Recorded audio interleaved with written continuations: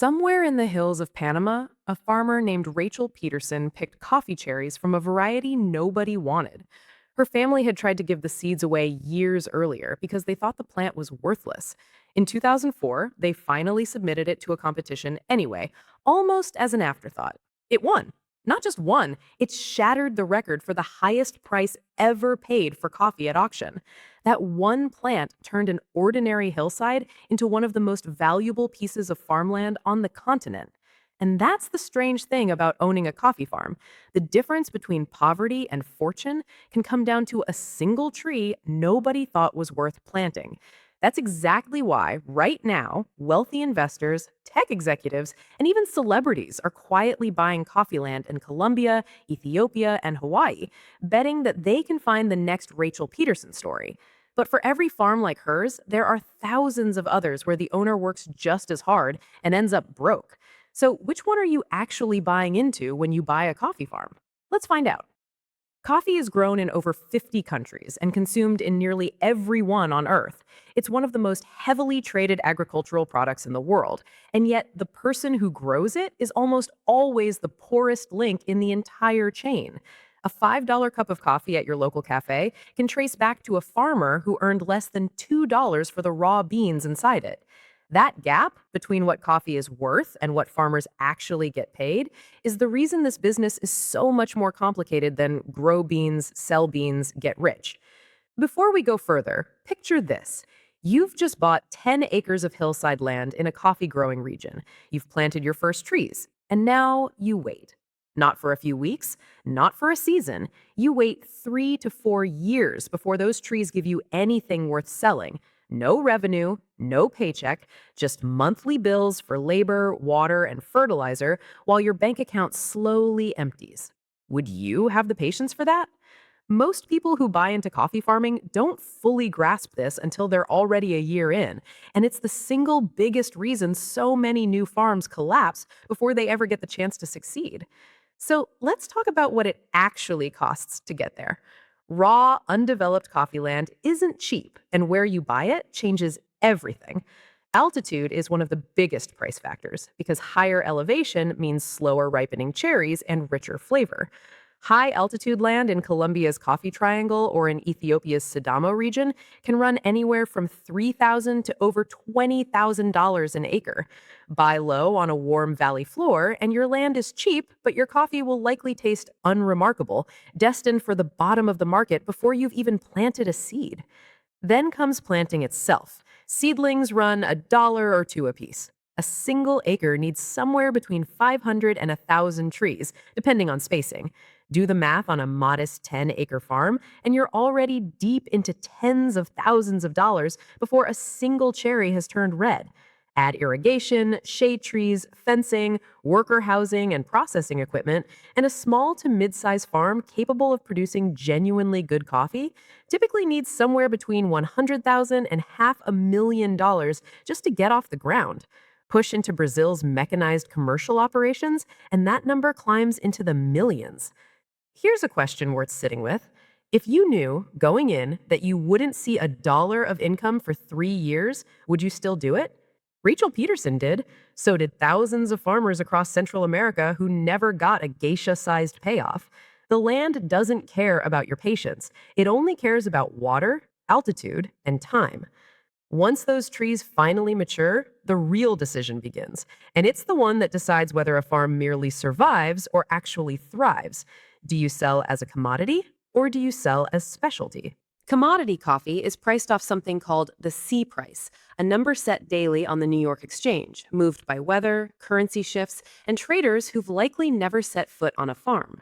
When the C price is healthy, commodity farmers get by. When it crashes, and it regularly does, farmers can end up selling beans for less than it costs to grow them. This single mechanism is the reason millions of coffee farmers worldwide stay trapped near the poverty line. They don't set the price, they just absorb whatever number arrives from a screen thousands of miles away. Specialty coffee flips the entire equation. Instead of feeding into that commodity system, specialty farms sell directly to roasters and exporters based on quality and story, not a global index. A lot scoring above 85 points on the specialty scale can sell for triple or quadruple commodity pricing. And this is where Rachel Peterson's story becomes more than a fluke. Some of her family's rarest microlots have sold at auction for over $1,000 a pound. Compare that to plain commodity beans selling for $1 or $2 a pound, and you start to understand why quality obsession in this industry isn't about pride, it's survival. This same pattern shows up 8,000 miles away in Ethiopia, coffee's birthplace. Farmers there don't have Panama's marketing machine or auction spotlight, but certain cooperatives figured out a different way around the commodity trap. By pooling their harvests together, small farmers who individually had no negotiating power gained enough collective volume to sell directly to international roasters instead of local commodity buyers. Regions like Yirgachev built international reputations for a specific, bright floral flavor, and that reputation alone let farmers command prices commodity buyers never would have offered. It's proof that escaping the trap doesn't always require a rare genetic jackpot. Sometimes it just requires farmers refusing to sell alone. But specialty pricing alone still isn't the full picture, because even the best coffee in the world rarely earns its full value from beans alone anymore. Many successful farms have added a second business entirely: tourism. Farms across Colombia and Costa Rica discovered that a single guided tour with a tasting can generate more profit per hour than an entire day of selling raw cherries. Some go further, opening on site cafes and selling roasted bags directly to visitors at full retail price, skipping several layers of the supply chain that would otherwise eat their margins alive. And that supply chain is worth pausing on, because this is where most people misunderstand the entire business. They assume the farmer, the one doing the actual growing, is the one getting paid the most. In reality, farmers typically capture somewhere between 7 and 10% of a cup of coffee's final retail price. Everyone else in between, exporters, importers, roasters, distributors, the cafe itself, takes a cut along the way. Picture it like this. A pound of green coffee beans sold by a farmer for around $2 gets roasted and resold for 15. Brewed into cups, that same pound can generate over $100 in retail sales. The person who spent 3 years growing the trees and waiting for that first harvest sees almost none of that final number. Naturally, some farm owners have stopped accepting that arrangement. Instead of selling raw cherries and walking away, a growing number now process, roast, and export their own coffee, cutting out the middlemen entirely. It's more capital, more risk, more logistics to manage, but farms that pull it off can triple their profit per pound compared to those who simply sell raw beans and hope for a fair price. Coffee is one of the most labor-intensive crops grown anywhere. Unlike wheat or corn, which machines can harvest across an entire field in hours, quality coffee cherries still have to be hand-picked one at a time, because only the ripe red ones make good coffee. That labor dominates a farm's budget, often eating up more than half of total operating costs. And during peak season, farms need dozens or even hundreds of seasonal workers. In regions where younger generations are leaving farms to city jobs, finding reliable labor at a fair price has become its own quiet crisis. Then there's disease, and here the story of Central America turns dark fast. In the early 2010s, a fungus called coffee leaf rust tore through farms across the region, and by some estimates, it wiped out well over $1 billion in crop value, with some figures citing closer to $2 billion, though exact totals are disputed depending on how losses were calculated. What isn't disputed is the outcome. Thousands of farmers lost their livelihoods to something as small as a spore carried on the wind. It's the kind of risk no amount of good farming technique can fully eliminate, and it's a large part of why researchers now warn that rising global temperatures could make up to half of today's coffee growing land unsuitable within a few decades, pushing serious buyers toward higher, cooler elevations than ever before. Pests add another constant drain. The coffee berry borer, a tiny beetle, can gut a harvest if left unmanaged, and managing it isn't cheap. Budget in pesticides, fungicides, sometimes full replanting of infected sections, on top of fertilizer costs that have spiked hard in recent years, and it becomes obvious why coffee farming looks peaceful from a postcard and exhausting from the inside. There's one more risk almost nobody thinks about before buying land: currency. Coffee is priced and traded globally in US dollars, but most producing countries operate in currencies that swing far more violently than the dollar does. If a farmer's local currency weakens, their local costs, labor, fertilizer, transport, can spike overnight, even though their coffee sells for exactly the same dollar price. It's an invisible threat that has quietly ended farms that were, on paper, doing everything right.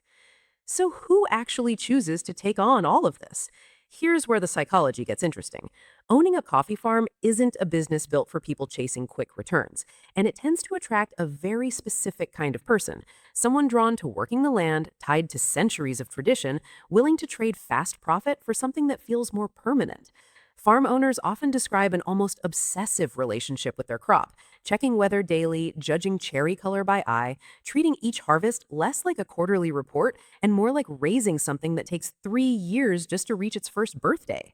That emotional pull explains why coffee farms rarely change hands quickly, even when the spreadsheet says they should. Families hold on for generations, sometimes running on razor thin margins, because walking away feels less like closing a business and more like abandoning an identity. It also explains the current wave of outside money flowing in, finance and tech money drawn not just to potential profit, but to the appeal of owning something ancient and tangible, completely disconnected from a stock ticker. For them, a coffee farm isn't purely an investment, it's a lifestyle wrapped inside a business plan. And that mindset changes how these farms actually get run, for better and sometimes for worse. Not every gamble pays off, though, and the mistakes are just as instructive as the wins. The single most common failure among new coffee farm owners is underestimating that multi year gap between planting and profit we talked about earlier. Buyers budget for land and seedlings, then run out of money right as the trees are finally about to produce, because they never planned for years of expenses with zero income in between. The second mistake is chasing volume over quality.